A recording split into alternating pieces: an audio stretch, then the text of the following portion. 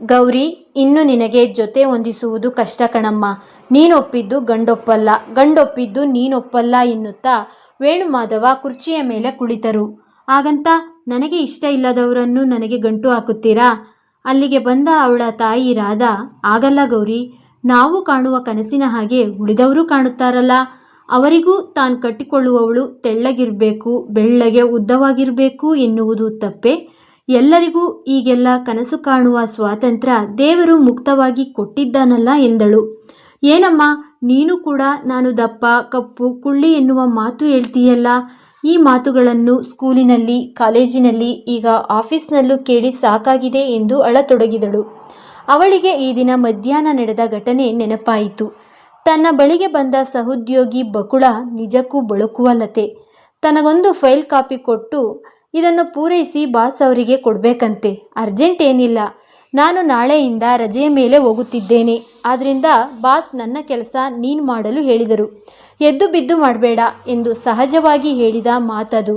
ಆದರೆ ಅದನ್ನು ತಪ್ಪಾಗಿ ಅರ್ಥೈಸಿ ತಾನು ದಪ್ಪ, ಅದಕ್ಕೆ ತಮಾಷೆ ಮಾಡಿ ಎದ್ದು ಬಿದ್ದು ಎಂದು ಬಕುಳ ತನ್ನ ಬಗೆಗೆ ಹಗುರವಾಗಿ ಮಾತನಾಡಿದ್ದಾಳೆ ಎಂದು ತಾನೇ ಕಲ್ಪಿಸಿಕೊಂಡಳು. ಅದಕ್ಕಾಗಿ ಆಫೀಸ್ನಲ್ಲಿ ಹತ್ತು ಕರೆದು ದೊಡ್ಡ ಸೀನ್ ಮಾಡಿದಳು. ಕಡೆಗೆ ಬಕುಳ, ನಾನೊಂದು ಮದುವೆಗೆ ರಜೆಯ ಮೇಲೆ ಹೋಗಬೇಕಿತ್ತು. ಇಷ್ಟೆಲ್ಲ ಆದಮೇಲೆ ನಾನು ಆ ಮದುವೆಗೆ ಹೋಗಿ ಆನಂದಿಸಲು ಆಗುವುದಿಲ್ಲ. ಕೊಡಮ್ಮ ಆ ಫೈಲು, ನಾನೇ ಪೂರೈಸುತ್ತೇನೆ ಎಂದಾಗಲೇ ತನ್ನ ತಪ್ಪಿನ ಅರಿವಾಗಿದ್ದು. ಹೌದು, ನಮ್ಮ ಗೌರಿ ಎಲ್ಲ ಹೆಣ್ಣು ಮಕ್ಕಳನ್ನು ಹೋಲಿಸಿದರೆ ದಪ್ಪ, ತುಸು ಕಪ್ಪು, ದಪ್ಪ ಇರೋದರಿಂದ ಕುಳ್ಳಗೆ ಕಾಣುತ್ತಾಳೆ. ಅವಳ ಅಳು ಕಂಡು ಎತ್ತವರು ಸಂಕಟಪಟ್ಟರು. ಆದರೆ ಮಾಡುವುದೇನು? ಅವಳ ಈ ಆಕಾರಕ್ಕಾಗಿ ಅವಳು ಸಾಕಷ್ಟು ನೊಂದಿದ್ದಾಳೆ, ಎತ್ತವರೂ ನೊಂದಿದ್ದಾರೆ. ಅದೇನು ಅವಳು ಕೇಳಿಕೊಂಡು ಬಂದಿದ್ದಲ್ಲ, ಅದಕ್ಕಾಗಿ ಉಪವಾಸಗಳು ನಡೆದವು. ಅದರಿಂದ ನಿಶ್ಶಕ್ತಿ ಆಯಿತೇ ವಿನಃ ಇನ್ಯಾವ ಲಾಭವೂ ಆಗಲಿಲ್ಲ. ಅವಳು ಉಪವಾಸ ಮಾಡುತ್ತಾಳೆ ಎಂದು ಎತ್ತವರು ರಾತ್ರಿ ಊಟ ಬಿಟ್ಟರು. ಅದರ ಪರಿಣಾಮ ಮೊದಲೇ ಸಕ್ಕರೆ ಕಾಯಿಲೆ ಇದ್ದ ವೇಣುಮಾಧವ ಇನ್ನೂ ಕಾಯಿಲೆಗೆ ತುತ್ತಾದನು. ರಾಧಾ ಇದರಿಂದ ಕಂಗೆಟ್ಟು ಅಧೀರಳಾದಳು. ಗೌರಿಯ ಆಂತರಿಕ ಸೌಂದರ್ಯ ಯಾರಿಗೂ ಬೇಡವಾಗಿದೆ. ಅವಳಿಂದಲೇ ಸಹಾಯ ಪಡೆದ ಸ್ನೇಹಿತ ವರ್ಗ, ಬಂಧುಗಳು ಅವಳ ಹಿಂದೆ ಆಡಿಕೊಂಡು ನಗುತ್ತಾರೆ. ಇತ್ತೀಚೆಗಂತೂ ಯಾರಾದರೂ ತಮ್ಮ ಮನೆಗೆ ಬಂದರೆ ಮಗಳು ಕೋಣೆಗೆ ಹೋಗಿ ಬಾಗಿಲು ಹಾಕಿಕೊಳ್ಳುತ್ತಾಳೆ. ಆಗ ಎತ್ತೊಡಲು ಮಮ್ಮಲ ಮರಗುತ್ತದೆ. ಆಗ ಸುಳ್ಳು ಹೇಳಬೇಕಾದವಳು ಅಮ್ಮ. ಸಾಮಾನ್ಯವಾಗಿ ಮನೆಗೆ ಬಂದವರು, ಎಲ್ಲಿ ನಿಮ್ಮ ಮಗಳು ಗೌರಿ ಎಂದು ಕೇಳಿದಾಗ ಅವಳು ಆಫೀಸ್ಗೆ ಹೋಗಿದ್ದಾಳೆ, ಪಿಕ್ಚರ್ಗೆ ಹೋಗಿದ್ದಾಳೆ ಎನ್ನುತ್ತಾ ತನ್ನ ಪಾಪದ ಗಂಟನ್ನು ದೊಡ್ಡದು ಮಾಡಿಕೊಳ್ಳುತ್ತಿದ್ದಳು. ಈ ಅವಸ್ಥೆಯನ್ನು ನೋಡಿದ ವೇಣುಮಾಧವ ಹೆಂಡತಿಗೆ ಈಗೆಲ್ಲ ಎಷ್ಟು ದಿನ ಸುಳ್ಳು ಹೇಳಿ ಬದುಕುವುದು ಎಂದು ಕೇಳಿದ್ದಾನೆ. ನನ್ನ ಅಜ್ಜ ಕೂಡ ಕುಳ್ಳಗೆ ದಪ್ಪ ಇದ್ದರು ರಾಧಾ, ಬಣ್ಣ ಕೂಡ ಕಪ್ಪು. ಅದೇ ವಂಶವಾಹಿನಿ ನಮ್ಮ ಗೌರಿಗೆ ಬಂದಿರುವುದು. ನಿಮ್ಮ ಅಜ್ಜ ಅಪ್ಪ ನಮಗಾಗಿ ಆಸ್ತಿಯೇನು ಮಾಡಲಿಲ್ಲ, ಧಾರಾಳವಾಗಿ ಗೌರಿಯ ರೂಪದಲ್ಲಿ ಅವರ ವಂಶವಾಹಿನಿಯನ್ನು ಕರುಣಿಸಿದರು ಎಂದು ಸಿಡಿದಳು. ವೇಣುಮಾಧವ ಈ ಮಾತುಗಳಿಂದ ಸಿಟ್ಟಾಗಲಿಲ್ಲ. ಒಂದು ಕಾಲದಲ್ಲಿ ಆ ಮನೆಯ ಹಿರಿಯರಿಗೆ ಗೌರವ ಕೊಟ್ಟವಳು ರಾಧಾ. ಆದರೆ ಈಗ ಸಂದರ್ಭ ಬೇರೆ. ಮನೆಯ ಹಿರಿಯರು ಈಗ ಇಲ್ಲ. ಮಗಳಿಗೆ ವಿದ್ಯೆ ಬುದ್ಧಿ ಕೊಡಿಸಿ ಸಮಾಜದ ಮುಖ್ಯವಾಹಿನಿಗೆ ತಂದಿದ್ದಾರೆ. ತಮ್ಮ ಕಾಲಾನಂತರವೂ ಮಗಳು ಸುಖವಾಗಿರಬೇಕು, ಅದಕ್ಕಾಗಿ ಅವಳಿಗೊಬ್ಬ ಬಾಳ ಸಂಗಾತಿಯನ್ನು ಹುಡುಕಬೇಕು. ಅದಕ್ಕಾಗಿ ಅವಳ ತಾಯಿಯಿಂದ ಇಂತಹ ಕಠೋರ ಶಬ್ದಗಳು ಹೊರಹೊಮ್ಮಿದವು. ಈಗ ತನ್ನ ಹೆಂಡತಿಗೆ ಮಗಳ ಭಾವನೆಗಳಿಗೆ ಸ್ಪಂದಿಸುವ ವಿಷಯ ಮಾತ್ರ ಅತಿ ಮುಖ್ಯ. ನಾಳೆ ನನ್ನ ಗೆಳೆಯ ದಾಮೋದರ ಅಶುತೋಷ್ ಎನ್ನುವ ಹುಡುಗನನ್ನು ಕರೆದುಕೊಂಡು ಬರುತ್ತಿದ್ದಾನೆ. ಅವನು ಹೇಳಿದ ಪ್ರಕಾರ ಅವನಲ್ಲಿ ಏನೂ ಕುಂದುಕೊರತೆ ಇಲ್ಲ. ತಂದೆ ತಾಯಿಗೆ 2 ಗಂಡು ಮಕ್ಕಳು. ದೊಡ್ಡವನಿಗೆ ಮದುವೆಯಾಗಿ ಹೊರದೇಶದಲ್ಲಿದ್ದಾನೆ. ಈ ಹುಡುಗ ಚಿಕ್ಕವನು, ಚೆನ್ನಾಗಿ ಓದಿದ್ದಾನೆ, ಬ್ಯಾಂಕ್ನಲ್ಲಿ ಕೆಲಸದಲ್ಲಿದ್ದಾನೆ, ಸ್ವಂತ ಮನೆ ಇದೆ. ಇಷ್ಟೇ ತಾನೇ ಎಲ್ಲರೂ ಅಪೇಕ್ಷಿಸುವುದು ಎಂದನು. ನೋಡಲು ಹೇಗಿದ್ದಾನಂತೆ? ನನಗೆ ತಿಳಿದಿದೆ ನಿನ್ನ ಮನಸ್ಸಿನ ಒಳಲಾಟ. ಆಗಲ್ಲ, ನನ್ನನ್ನು ನೋಡಿ ನಂತರ ಈ ಹುಡುಗಿ ನನಗೆ ಬೇಡ ಎಂದರೆ ಬಹಳ ಬೇಸರವಾಗುತ್ತದೆ. ನೋಡ್ ಗೌರಿ, ಪ್ರತಿ ಮನುಷ್ಯನಿಗೆ ಒಂದಲ್ಲ ಒಂದು ದೋಷ ಇದ್ದೇ ಇರುತ್ತದೆ. ಕೆಲವರ ದೋಷ ಹೊರಗಣ್ಣಿಗೆ ಕಾಣುತ್ತದೆ, ಕೆಲವರದು ಕಾಣದೆ ಗುಪ್ತಗಾಮಿನಿಯಾಗಿ ತಮ್ಮಲ್ಲೇ ಇರುತ್ತದೆ. ಇದರಿಂದಲೇ ದೊಡ್ಡವರು ಹೇಳಿದ್ದು, ಹೊರಗೆ ಕಾಣುವ ಸೌಂದರ್ಯಕ್ಕಿಂತ ಆಂತರಿಕ ಸೌಂದರ್ಯ ಮುಖ್ಯ ಎಂದು. ಹಾಗಿದ್ದರೆ ಆ ಹುಡುಗ ನಮ್ಮ ಮನೆಗೆ ಬಂದು ನನ್ನನ್ನು ನೋಡುವ ಕಾರ್ಯಕ್ರಮದ ಮೊದಲು ಅವನೊಂದಿಗೆ ನಾನು ಮಾತನಾಡಬೇಕು. ಇದು ಸ್ವಲ್ಪ ಕಷ್ಟ. ಅವನ ತಂದೆ ತಾಯಿ ಹಳೆ ಕಾಲದವರು. ಆದರೆ ನಾವಲ್ವೇ ಸಂಸಾರದ ರಥ ಮುಂದುವರಿಸಿಕೊಂಡು ಹೋಗುವುದು. ಆತ ನಾಳೆ ನನ್ನನ್ನು ನೋಡಬಹುದು, ಒಪ್ಪಲೂಬಹುದು. ಮದುವೆಯ ನಂತರ ನನ್ನ ಆಕಾರ ಬಣ್ಣಕ್ಕೆ ಅವನು ಅಂಗಿಸಿದರೆ ಅದರ ಪರಿಣಾಮ ಇನ್ನೂ ಘೋರ ಅಲ್ಲವೇ? ಮೊದಲೇ ಏಕೆ ನಕಾರಾತ್ಮಕ ಮಾತುಗಳನ್ನು ಆಡುತ್ತೀಯಾ? ಇಷ್ಟು ವರ್ಷಗಳ ನನ್ನ ಅನುಭವ ಹೀಗೆ ಮಾತನಾಡಿಸುತ್ತಿದೆ. ಇದೊಂದು ಅವಕಾಶ ಕೊಡಿ. ಇಲ್ಲೂ ನಾನೇನಾದರೂ ಸಫಲ ಆಗದಿದ್ರೆ ಮುಂದೆ ಯಾವ ವರನ ತಲಾಶೆಯೂ ಮಾಡಬೇಡಿ. ಇದನ್ನು ನಿಮ್ಮ ಗೆಳೆಯ ದಾಮೋದರ್ ಮಾವನಿಗೂ ಹೇಳ್ಬಿಡಿ ಎನ್ನುತ್ತಾ ಗೌರಿ ಅಲ್ಲಿಂದ ಹೊರಟಳು. ಈ ಮಾತನ್ನು ಕೇಳಿ ತಂದೆ ತಾಯಿಯರಿಬ್ಬರೂ ಮನ ನೊಂದ್ಕೊಂಡ್ರು. ಅವಳು ಹೇಳುವುದರಲ್ಲಿ ಅರ್ಥವಿದೆ. ಹುಡುಗ ಹುಡುಗಿಯನ್ನು ನೋಡುವುದು, ನಂತರ ಏನೋ ಒಂದು ಉತ್ತರ ಹೇಳಿ ಅವರು ನುಣುಚಿಕೊಳ್ಳುವುದು ಬೇಡವೇ ಬೇಡ. ಅವಳು ಹುಡುಗನೊಂದಿಗೆ ಮೊದಲು ಹೊರಗೆಲ್ಲಾದರೂ ಭೇಟಿಯಾಗಲಿ. ಅವರಿಬ್ಬರು ಒಂದು ಇತ್ಯರ್ಥಕ್ಕೆ ಬಂದ ಮೇಲೆ ಹುಡುಗನ ಮನೆಯವರನ್ನು ಕರೆಸಿ ಮಾತನಾಡೋಣ. ನೀನು ಹೀಗೆಯೇ ಹೇಳುತ್ತೀಯಾ? ಸರಿ, ನಮ್ಮ ಗೌರಿ ಇಷ್ಟು ಮನಸ್ಸಿಗೆ ತೆಗೆದುಕೊಂಡಿದ್ದಾಳೆ ಎಂದ ಮೇಲೆ ಇನ್ನೇನು ಮಾಡಲು ಆಗುವುದಿಲ್ಲ. ನಾನೊಮ್ಮೆ ದಾಮೋದರನನ್ನು ಕಂಡುಬರುತ್ತೇನೆ ಎಂದು ಗಂಡ ಹೊರಟ ದಿಕ್ಕನ್ನೇ ರಾಧಾ ನೋಡತೊಡಗಿದಳು. ಮಂತ್ರಿ ಮಾಲ್ಗೆ ಹೊರಡಲು ಮಗಳು ಸಿದ್ಧಳಾದ್ಲು. ಆದರೆ ಅವಳಿಗೆ ತನ್ನಲ್ಲಿ ನಂಬಿಕೆ ಇಲ್ಲ, ಯಾವ ಹೆಚ್ಚಿನ ಉತ್ಸಾಹವೂ ಇಲ್ಲ. ಯಾಂತ್ರಿಕವಾಗಿ ತಾಯಿ ಹೇಳಿದ ಬಟ್ಟೆ ಹಾಕಿದಳು. ನಿತ್ಯ ಆಫೀಸ್ಗೆ ಹೋಗುವಂತೆ ಅಲಂಕಾರ ಮಾಡಿಕೊಂಡು ತನ್ನ ದ್ವಿಚಕ್ರ ವಾಹನ ಏರಿದಳು. ಆಗಲೂ ತಂದೆ ತಾಯಿಯರು ವಿಶ್ವಾಸ ಕಳೆದುಕೊಳ್ಬೇಡ, ಎಲ್ಲ ಒಳ್ಳೆಯದಾಗುತ್ತದೆ ಎಂದು ಹೇಳಲು ಮರೆಯಲಿಲ್ಲ. ಅಂದು ಭಾನುವಾರ. ಮಾಲ್ ಆ ದಿನ ಕಿಕ್ಕಿರಿದು ತುಂಬಿತ್ತು. ಪಾರ್ಕಿಂಗ್ ಸ್ಥಳದಲ್ಲೂ ವಿಪರೀತ ಗದ್ದಲ. ಇವಳ ಮುಂದೆ ಇದ್ದ ವಾಹನದ ಸವಾರ ಮೂಲೆಯೊಂದನ್ನು ಆರಿಸಿ ಅಲ್ಲಿ ವಾಹನ ನಿಲ್ಲಿಸುವ ತಯಾರಿಯಲ್ಲಿ ಇದ್ದ. ಅದೇ ಸ್ಥಳದಲ್ಲಿ ಬೈಕ್ ಸವಾರನೊಬ್ಬ ಬಂದು ತನ್ನ ಬೈಕ್ ನಿಲ್ಲಿಸಿದ. ಈಗ ಪಾರ್ಕಿಂಗ್ ತುಂಬಿ ಇನ್ನು ಇಲ್ಲಿ ಸ್ಥಳಾವಕಾಶ ಇಲ್ಲ ಎಂದು ಬೋರ್ಡ್ ಕೂಡ ಹಾಕಿದರು. ಇಂದಿನ ಸವಾರರೆಲ್ಲ ಗಲಿಬಿಲಿಗೊಂಡರು. ಅವಳ ಮುಂದಿನ ಸವಾರ ಅವಳಿಗೆ ಬನ್ನಿ, ಉಡುಪಿ ಕೃಷ್ಣ ಭವನದ ಎದುರು ಪಾರ್ಕಿಂಗ್ ಇದೆ ಎಂದ. ಅವಳು ಅವನು ಹೇಳಿದಂತೆ ವಾಹನ ತಿರುಗಿಸಿ ಅವನೊಂದಿಗೆ ಉಡುಪಿ ಕೃಷ್ಣ ಭವನದ ಎದುರು ವಾಹನ ನಿಲ್ಲಿಸಿದಳು. ಅವರಿಬ್ಬರಿಗೂ ವಾಹನ ನಿಲ್ಲಿಸಿದ ಮೇಲಷ್ಟೇ ಸಮಾಧಾನವಾಗಿದ್ದು, ಇನ್ನು ರಸ್ತೆ ದಾಟಬೇಕು. ಇಬ್ಬರು ಒಟ್ಟಾಗಿ ರಸ್ತೆ ದಾಟಿದರು.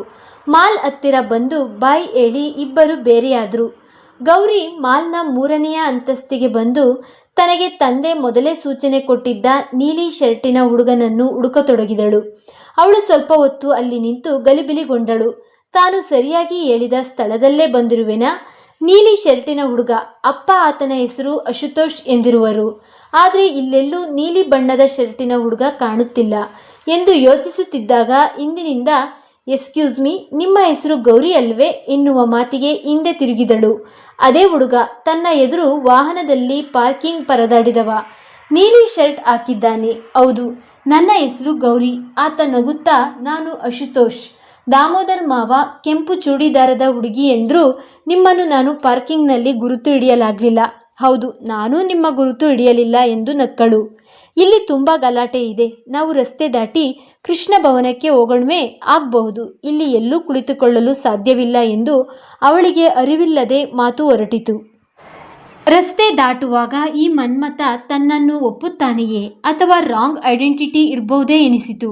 ಆದರೆ ತನ್ನ ತಂದೆ ಗುರುತಿಸಲು ಹೇಳಿದ ಎಲ್ಲ ಗುರುತು ಇವನಲ್ಲಿದೆ. ಫೋಟೋದಲ್ಲಿ ಇದ್ದ ಮುಖ ಮತ್ತು ಈತನಿಗೆ ಹೋಲಿಕೆ ಇದೆ. ದಾಮೋದರ್ ಮಾವ ಎಂದು ಕೂಡ ಹೇಳಿದ ಎಂದು ಮನಸ್ಸಿನಲ್ಲೇ ಈತ ತಾನು ಭೇಟಿಯಾಗಬೇಕಿದ್ದ ವ್ಯಕ್ತಿ ಎಂದು ಖಚಿತಪಡಿಸಿಕೊಂಡಳು.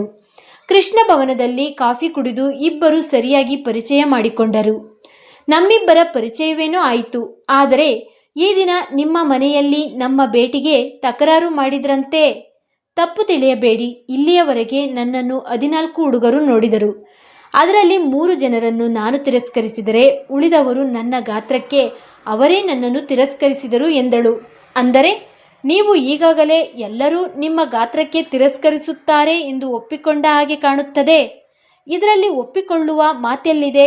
ನನ್ನ ಗಾತ್ರ, ರೂಪ, ಬಣ್ಣ ನನಗೆ ಚೆನ್ನಾಗಿ ಗೊತ್ತು.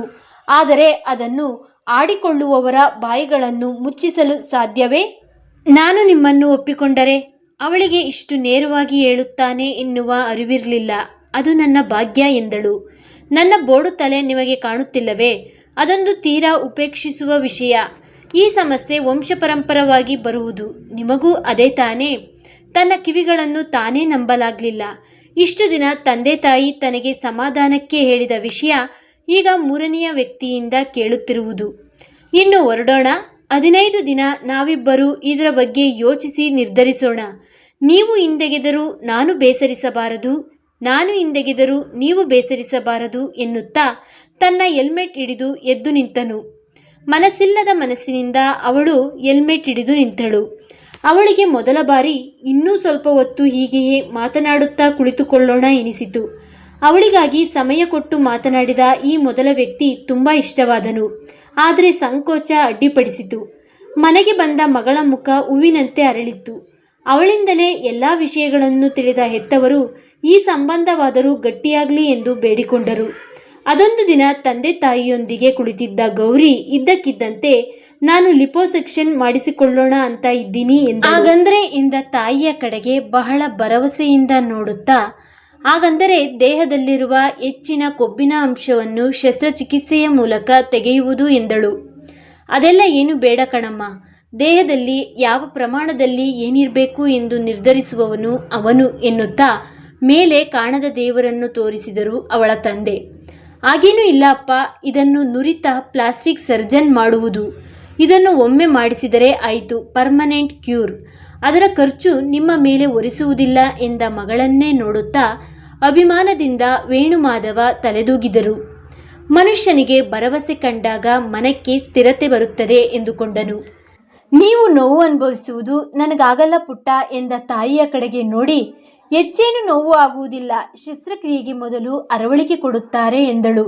ಸೈಡ್ ಎಫೆಕ್ಟ್ ಏನೂ ಇಲ್ವೇ? ಇಲ್ಲ ಎನ್ನಲು ಆಗುವುದಿಲ್ಲ.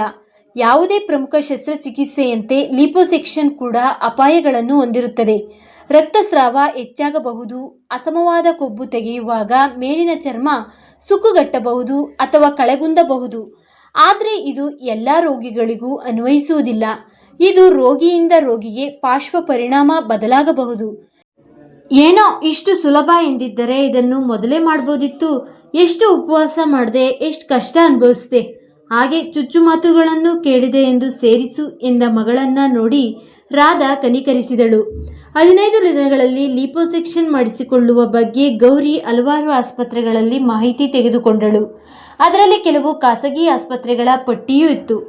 ಅಂದು ಅಶುತೋಷ್ ತನ್ನ ತಂದೆ ತಾಯಿಯರೊಂದಿಗೆ ಮನೆಗೆ ಬರುವನು. ಕಾತರದಲ್ಲೇ ಗೌರಿ ಅಲಂಕರಿಸಿಕೊಂಡಳು.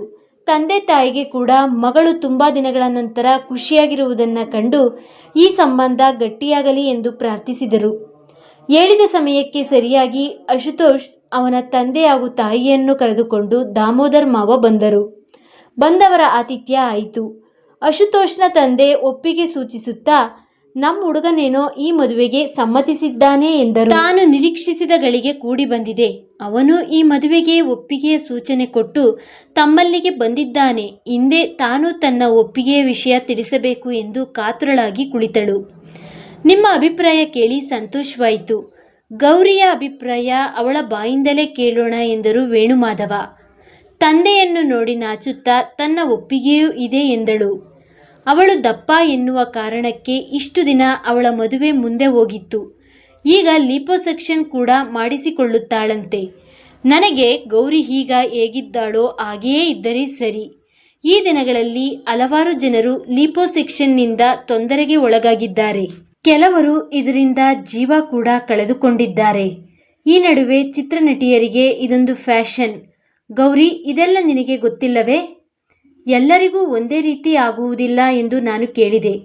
ಅದರಿಂದ ಜೀವ ಕೂಡ ಕಳೆದುಕೊಂಡಿದ್ದಾರಾ ಎಂದ ರಾಧಾಳಿಗೆ, ಹೌದು, ದೇಹಕ್ಕೆ ಏನಾದರೂ ಆರೋಗ್ಯದ ಸಮಸ್ಯೆ ಆದರೆ ಶಸ್ತ್ರಕ್ರಿಯೆ ಅನಿವಾರ್ಯ. ಬೆಳ್ಳಗಾಗುವುದು, ಸಣ್ಣ ಆಗುವುದು ಇದೆಲ್ಲ ಸೃಷ್ಟಿಗೆ ವಿರುದ್ಧವಾದುದು. ಗೌರಿ ಹೇಗಿದ್ದರೂ ನನಗೆ ಒಪ್ಪಿಗೆಯೇ. ಈ ಯಾವ ಚಿಕಿತ್ಸೆಯೂ ಮಾಡಿಸಿಕೊಳ್ಳದೆ ಆರಾಮವಾಗಿ ಜೀವನ ಮಾಡೋಣ. ಮೊದಲಾದರೆ ಕುಟುಕು ಮಾತಿನಿಂದ ಬೇಸರ ಪಟ್ಟುಕೊಂಡಿರಿ. ಈಗೇಕೆ ಇದೆಲ್ಲ ಎಂದು ಕೇಳಿದ ಅಶುತೋಷ್ನನ್ನು ವೇಣುಮಾಧವ ಮತ್ತು ರಾಧಾ ಈಗಾಗಲೇ ಅಳಿಯನ ಸ್ಥಾನದಲ್ಲಿ ನೋಡಿದರು. ಗೌರಿ ಆಗಲೇ ಭಾವಿ ಅತ್ತೆಯ ಬಳಿ ನಗುನಗುತ್ತಾ ಮಾತನಾಡುತ್ತಿದ್ದಳು. ಈ ಕತೆ ನಿಮ್ಮೆಲ್ಲರಿಗೂ ಇಷ್ಟವಾಗಿದ್ದರೆ ಲೈಕ್ ಮಾಡಿ, ಶೇರ್ ಮಾಡಿ ಮತ್ತು ಸಬ್ಸ್ಕ್ರೈಬ್ ಮಾಡಿಕೊಳ್ಳಿ. ಮತ್ತೊಂದು ಕಥೆಯೊಂದಿಗೆ ಭೇಟಿಯಾಗೋಣ. ಧನ್ಯವಾದಗಳು.